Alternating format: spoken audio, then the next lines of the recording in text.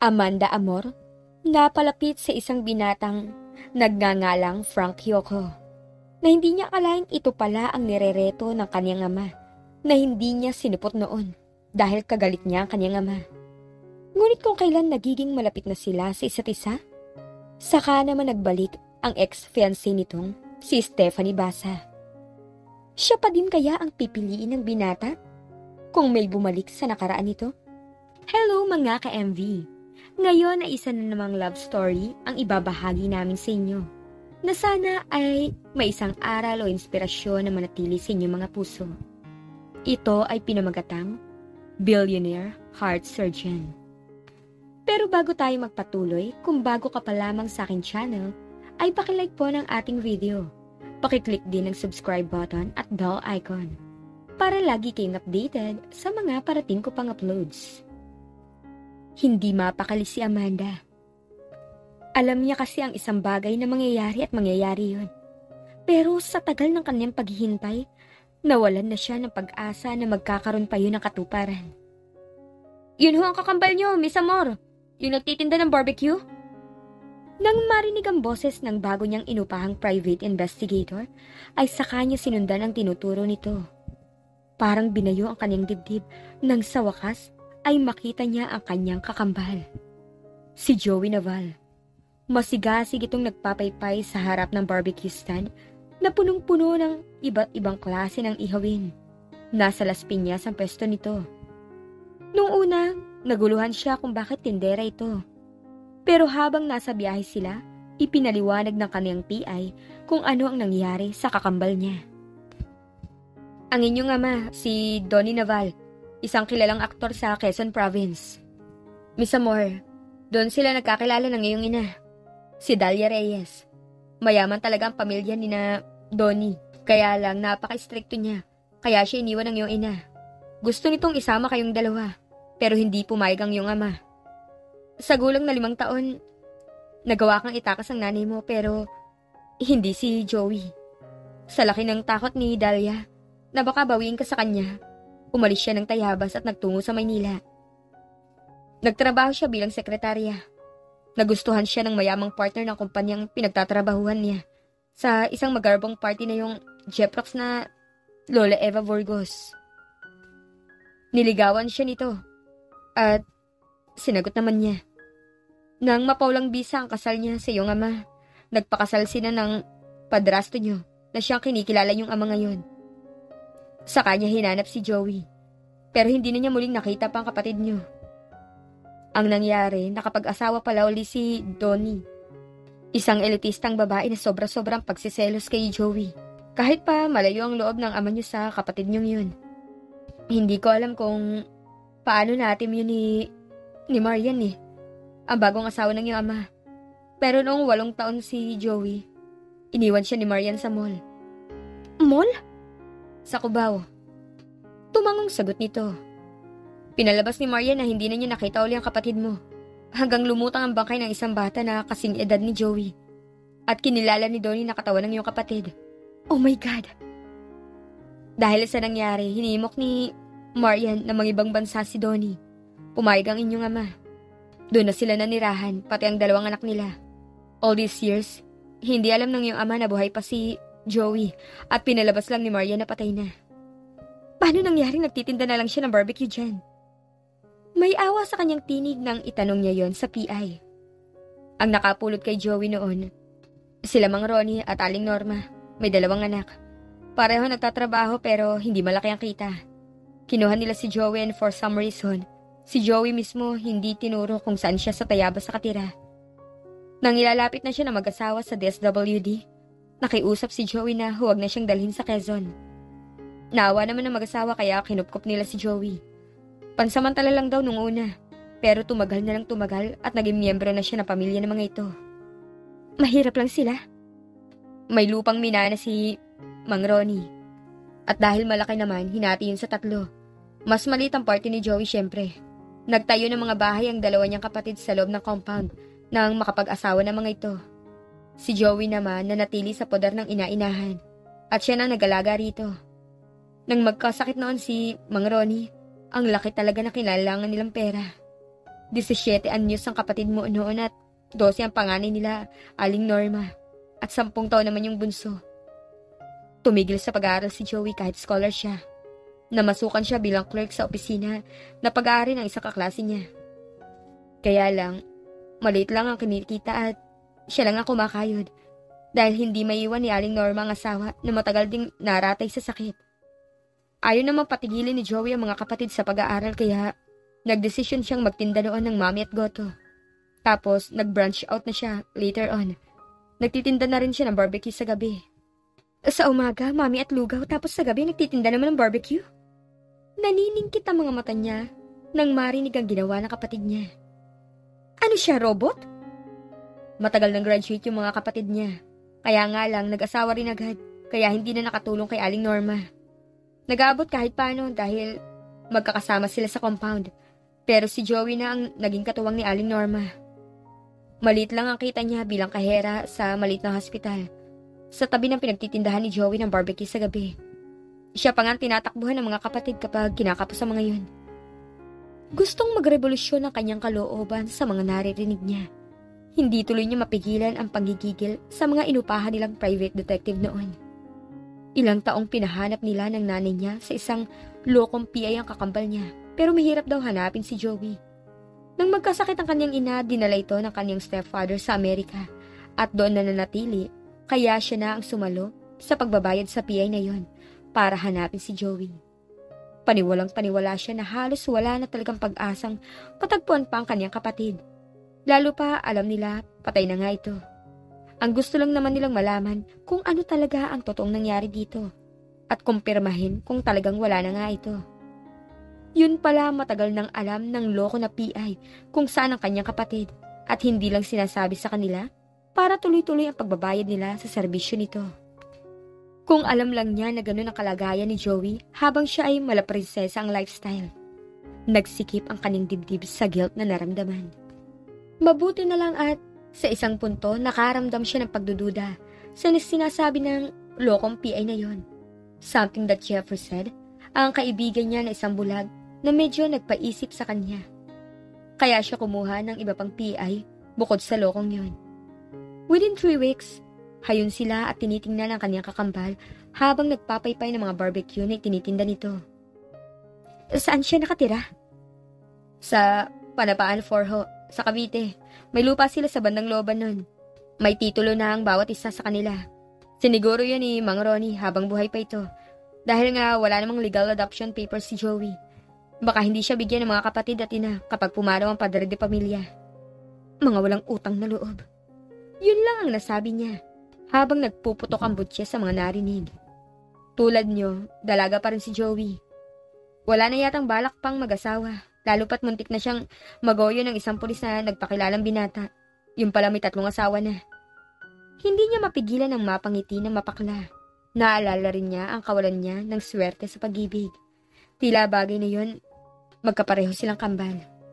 Nagpatayo rin nga pala sila ng kinikilala niyang ina ng maliit na bahay sa lupa niya. Doon sila nakatira ni Aling Norma. Nang mahati kasi ang bahay, nagparinig yung panganay na doon natitira ang pamilya nito dahil sa parte nito nakatirik ang original house. At sa sinabi pa na hindi naman daw pwedeng makasama nila ron ang ina. People. Pinilit din naman ni Aling Norma na bumalik sa pag-aaral si Joey nung makaraos na sila at nabayaran na ang mga pinagkakautangan nung mawala si Mang Ronnie.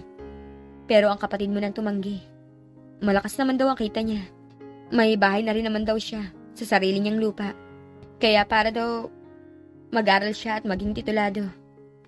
Pero di bang sabi mo, hindi na nagtatrabaho si Aling Norma nung magkasakit ang tatay-tatayan ni Joey? Mabait yung may-ari ng hospital.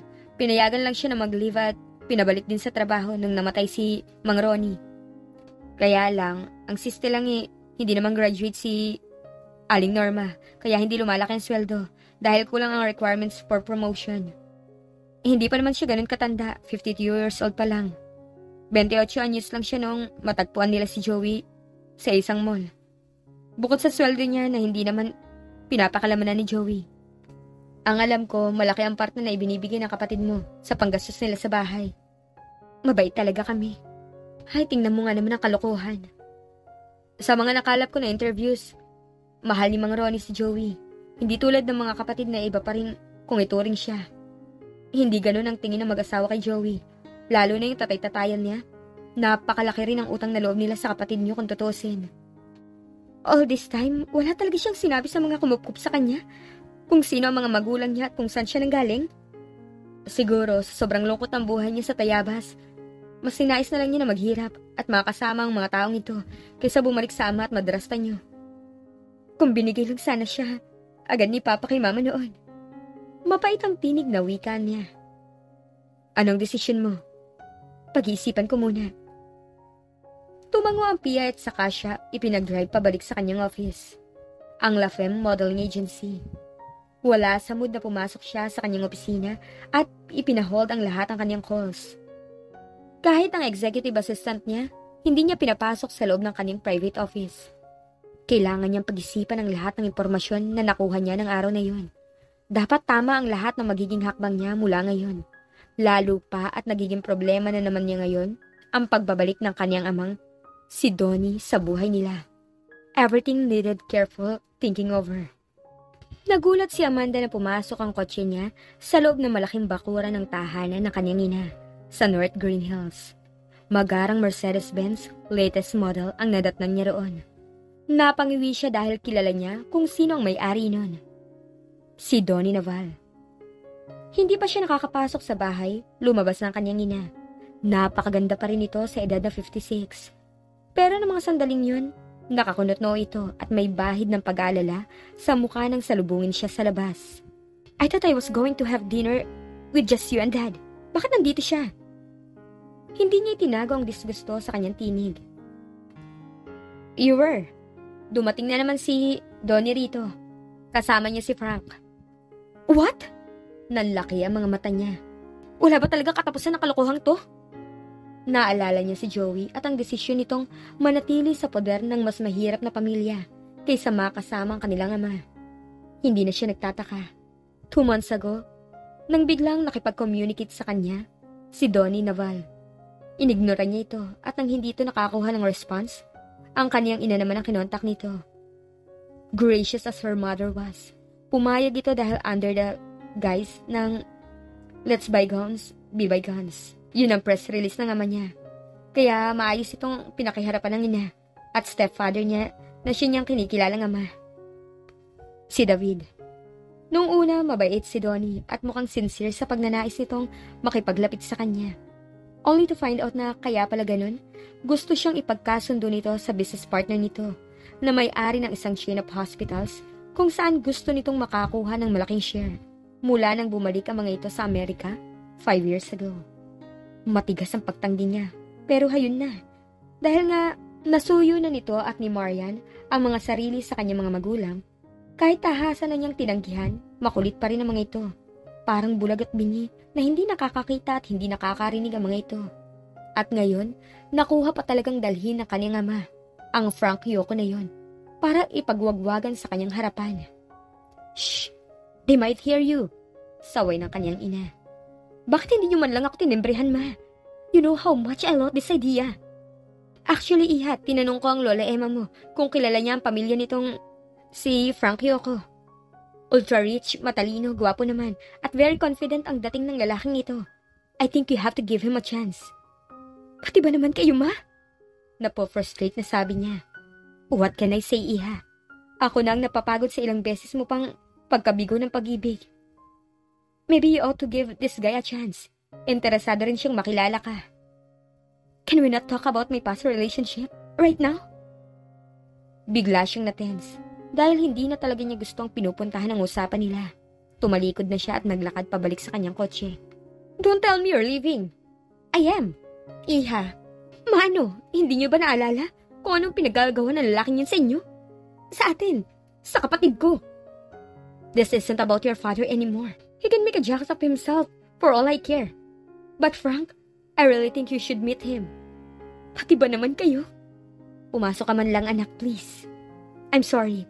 I have better things to do kaysa makipagkilala sa lalaking bitbit ng magaling kong ama. Inis na inis siya. Tumayo na ang kanyang ina sa gilid ng kotse niya. Kilala siya nito. She could really be a brat kapag ginusto niya. And at 32, Ano pa ba naman ang magagawa nito kapag inabot siya ng ganong mga sumpong niya? Lumabas ng bakuran ang kanyang sasakyan. Dumiretso siya sa Makati, sa paborito niyang tambayan sa Ayala Avenue. Pumasok siya sa Henry the Seven, isang ultra-caste na French restaurant. Kilala niya may-ari nun dahil asawa nito ang kanyang best friend na si Anita. Pagkakita sa kanya ng doorman, ay agad na siyang pinapasok. Hindi pa siya nangangalahati hayon at nakikita na niyang palapit ang magandang kaibigan niya in her black and elegant outfit. Naramdaman ko na makikita kita ngayong gabi, kaya nagpabake ako ng favorite mong mussels with shrimp. In white sauce? Pati ang dessert meron. Would you like to have it served to you now? Hindi ako nagugutom kanina, but the mere mention of this dish makes my mouth water. Ano pa bang hinihintay natin? Ngumiti ito sa kayumuko para makipagbeso sa kanya. Maasim pa sa bayabas sa mukha mo pagpasok mo kanina. Job-related? No. A Newman perhaps. Tiningnan niya ito. Saka siya napangiti. Anita knew her that well.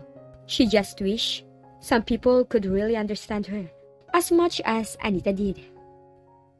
Wala naman ako nakikitang diferensya if Tita Dahlia shares your father's opinion. Kahit naman low sa listahan mo ang papa mo, hindi ibig sabihin nun ganun na rin ang kalidad ng lalaking napipisil niya para sa'yo. Ano ba naman kasing klase ng mayamang lalaki na matalino pa raw ang papatol sa idea of arranged marriage? Alam mo, ang dami kong kilalang lalaki who are open to the idea. Well, at least, for as long as they both agree na mutually beneficial ang marriage at walang mababago sa kanilang mga lifestyle, mas convenient na raw yun kaysa magpakasal na may love involved. It-complicate things lang daw.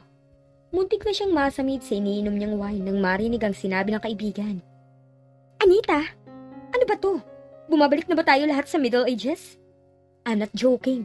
It's really a convenient way to preserve the family's money and make mutually beneficial business deals for both sides. I have to admit, for those who can tell whether he or she is live for love or simple, the money. Hindi masamang idea ang pagkakasundo sa kasal. Kita mo ang mga Chinese, ang dami pa ring arranged marriages and they just keep on getting rich. I'm already rich, Anita. Hindi ko na kailangan ng ibang tao para payamanin pa ako. Well, I have to agree with that. Hindi naman lihim dito na hindi nagkaanak ang kanyang ina at stepfather dahil may diferensya ang Daddy David niya at talagang never na mabibigyan ito ng anak ang kahit sinong babae. Kaya nga palagi nitong sinasabi na blessing in disguise na nakilala nito ang kanyang ina nang umattend ito ng isa sa mga party ng kanyang Lola Emma many years ago. He was given two precious gifts, a loving wife and a beautiful daughter in an instant. Mayaman ang pamilya ng Daddy David niya. Half Spanish, half Filipino ito. Bukod sa malalawak na pataniman na pag-aari nito sa Pampanga, Bataan at Olongapo, ang malaking bahagi ng kayamanan ng pamilya nito ay nasa Espanya. Kilala ang pamilya ng mga ito sa mga alagang baka sa hacienda ng mga ito, kung saan nanggagaling ang popular brand ng canned corned beef, sausages at meatloaf. Bukod doon, may factory din ng mga ito ng sardines at cheese. May posisyon doon ang kanyang amain. Kaya nga habang lumalaki siya noon, her mother and stepfather had to shuttle between two countries. 4 months sa Pilipinas at 8 months sa Spain. Naiiwan siya noon lalo na nang mag-grade school na siya. It was either that or boarding school na kung saang bansa sa Europe. Pinili na lang ng kanyang ina na manatili siya sa Pilipinas. At least, halos 6 months din niyang nakakasama mga ito dahil tuwing may break at bakasyon siya sa school, palagi siyang pinapapunta ng mga ito sa Madrid. Malaki ang stake ng stepfather niya roon, pero nang atakihin ito noon sa puso, nag-decide ito na magretiro at maging miyembro na lamang ng board of directors. Nag-concentrate na lamang ito sa pataniman sa Pilipinas, and at the same time, nag-e-enjoy na lamang ito at ang kanyang ina sa jet-set lifestyle ng mga ito. At dahil siya ang legally adopted daughter nito, kahit ang pamilya nito sa Spain, alam kung kaninong mapupunta ang lahat ng kayamanan nito pagdating ng panahon. Sa kanya yun. Bukod doon, she had her own business. Aksidente lang actually ang nangyari noon. High school pa lang siya, may mga nag-aalok na sa kanya na mag-model both on TV and in print. Hindi siya interesado. Nang minsang naengganyo siya nung nasa college na siya, nadismaya siya pagkakita niya sa mahabang pila ng mga model na gosi ng modeling agency na pinuntahan niya. Aalis na sana siya nang makita niya si Anita. Kung ikukumpara sa ibang mga naroroon, mukha itong pansit bihon sa gitna ng mga Italian pasta. Out of place talaga ito. Nang makita siya nito, sa halip na isnabin gaya ng ugali niya, nginitian niya ito. Agad itong lumapit sa kanya at nakipag-usap. Nung una, awa lang talaga ang dahilan kung bakit niya ito kinausap.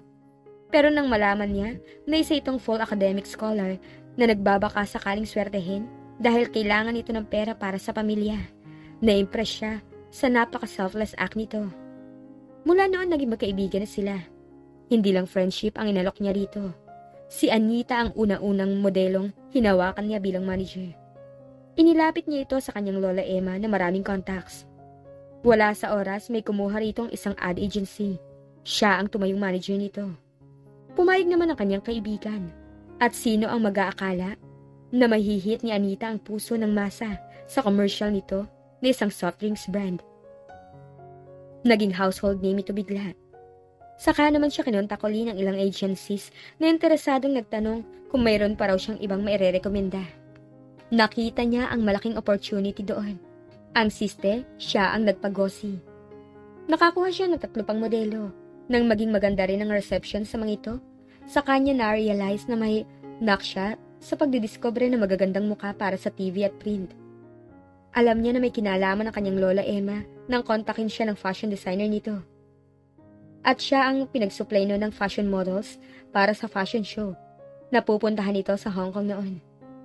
Nagkasunod-sunod na ang projects niya.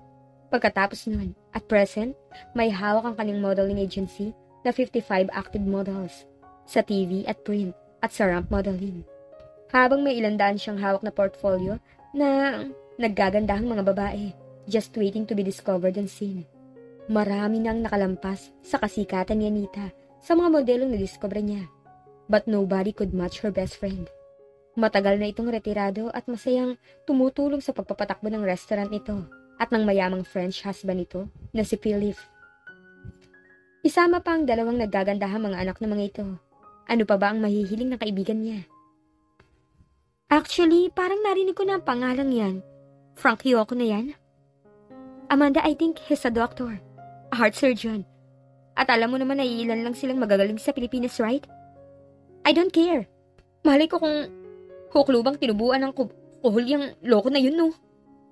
Humalakhak ito sa sinabi niya. Kung sa bagay, I really have no idea kung ano itsura niya or his age. I just took it for granted na kahit sinasabi ng mga VIP guests dito na gwapo nga raw ang Frank Hyoko na guest dito. In my mind, he's really an old guy. Pero Anita, kung sikat na siyang surgeon, ano pa ba siya kung hindi old, di ba? True, ayaw mo ba nun? May asawa ka na, may lolo ka pa. Excuse me? Malay mo, this is your guy na. Ang hilig-hilig mo kasi sa gwapo. Ayan, ilang beses ka na ring, oh please, pati ba naman ikaw? Kilala kita, bago ka pa niloko ni Dean, ni Mark at Carlo. You used to be happy and very lovable person. Pero ngayon, mas matigas ka pa yata sa bato at sinlabig na ng yelo. Every time a man came to my life, I couldn't help but think that maybe this is it. But after a while, once reality sets in, na ginagamit lang ako ng mga impaktong ito. I can't help but feel bitter. Pagkatapos ng 3 relationships in 14 years, kahit naman siguro ikaw magkakakalyo na rin ang puso, di ba? Gusto ko makarelate pero I know I wouldn't have it any other way. God rewards people in mysterious way. In my case, siguro dahil I had it good during the first moment of my life. Baka ito ang penance ko. Na mapunta kay Lolo Frank? Gosh, kanay malone. Ancient na. Hay, ewan ko ba? That life of yours. Masakit ang ulo na nakatingin lang si Amanda sa mga still photos na bahagi ng portfolio ng napakagandang babae na nasa harap niya. May appointment ito sa kanya dahil ito ay isa sa mga napili ng isang sikat na fashion designer para mag-model sa series ng private modeling shows na gagawin nito sa Asia. Para yon sa mga VIP na interesado sa koleksyon ng likha nitong mga damit. Minsan hindi siya makapaniwala na may ganun pala kagandang mga babae sa Pilipinas. At bakit parang napakadaling hanapin ng mga modeling agencies, pero hindi ng mga beauty contest. At lalo siyang hindi makapaniwala na halos wala nang dating sa kanya ang ganong kagagandang mga nilalang na dati pinanlalakihan pa niya ng mga mata sa sobrang paghanga. Your profile is good, Iha. I'll call my assistant, si Joseph. Siya na mag-evaluate kung pwede ka sa fashion show na hinahanap namin. Our photographer will be taking pictures of you in the clothes provided by the designer to see how well you register on camera and in print wearing his clothes. Are you okay with that? Mabilis na tumango ito. Pagkatapos, pinatawag niya ang beauty and fashion consultant and stylist niya na si Joseph. Pagpasok nito, pinalabas na niya modelo. Saka nagpose sa harap niya na nakapamaywang pa ang kanyang assistant na bakla. What's wrong, honey? Lulugulog ko ka dyan at hindi ka excited ngayon. Hangover? Oo eh. Umuwi ka na, take a rest, and come back tomorrow. Paano naman tong office? Sa tagal ba naman naming lahat dito? Kahit isang taong kang mawala, I'm sure our clients and models won't mind at all. Kaya mo ba if I really decided to take a break? Ha? We're running on a tight train here. Kahit wala ka, makakalusot ba naman sila sa akin? Kay Bruce at kay Veronica? Kung sa bagay. Napailing siya habang iniisip ang kanyang pinsan at finance manager na si Veronica. Daig pa nun ang Belgian Malinois sa tapang, lalo na kapag trabaho ang pinag-uusapan. Ganon din ang managing director niyang si Bruce, ang super gwapo at kaisa-isahang lalaki na lang yata na tunay na na nagtatrabaho sa kanyang business. You've actually given me an idea, Josefina. Pero wag naman biglaan na. Marami pa tayong mga appointments sa iba't ibang designers at ad agencies. Mauubos ang kilay ni Bruce kapag bigla ka nalang naglahong parang bula. Tulad ng ginawa mo nung panahong kawindagan mo kay Carlo. I'll never do that again. Hi, something I said? Tinaasan siya nito ng isang kilay. Alam niyang inaasar siya nito, kaya hindi niya ito pinansin. Puntahan mo na ang amin na yun. Naghihintay na siya na makita mo. I think she's a good choice para sa Manolo Aureliano collection. What do you think? Like nga ng bading na yon na puro mestiza ang kanyang mga models. We'll see. Pagbukas nito ng pinto, pumasok naman, unannounced, ang kanyang lola Emma. We need to talk. I also need to talk to you very badly. Let's talk. Lumakad ng buong poise papalapit sa kanya ang lola niyang sigurado siyang galing sa House of Chanel ang suot. Ultimong perfume nito, kilala niyang mula sa sikat na Italian designer. Umupo at tiningnan siya. Ano kaya ang pag-uusapan nila ni Lola Emma? Tungkol na naman kaya ito kay Frank Yoko? Kailan niya kaya ito makikilala?